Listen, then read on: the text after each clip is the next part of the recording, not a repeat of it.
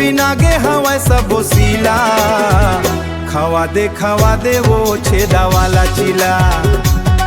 हाँ खवा दे वो छेदा वाला चिला। हे खवा दे वो छेदा वाला चिला। लग गे अषाढ़ गोरी नागर जोते जाबो। धर लेना धान पान बीझा छिचके आबो। लाई चोपी धान छिबर, लाई चोपी धान छिबर, लाई चोपी धान छिबर। अरे खेत हवा अभी गिल्ला। खवा दे वो छेदा वाला चिला।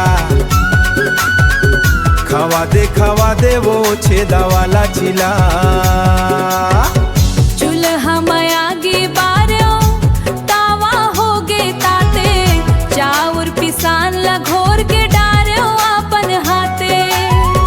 नांगरेला जोत के आबे, नांगरेला जोत के आबे, नांगरेला जोत के आबे। पड़ जाबे झन ढीला। खा लेवा जी छेदा वाला चिला। खा लेवा जी छेदा वाला चिला। धुआं देख के कोठार के मोर मन हवा ललचाए। गरम गरम ये चीला तोर सब थकान ला मिटाए। माया के ये मिठास ऐसन जोड़ी जमै है। चीला खा के संगमा मोर दिन संवर जाए। चीला संगमा, चीला संगमा मोर दिन संवर जिला। खवा दे वो छेदा वाला चिला। ए हाँ खवा दे वो छेदा वाला चिला।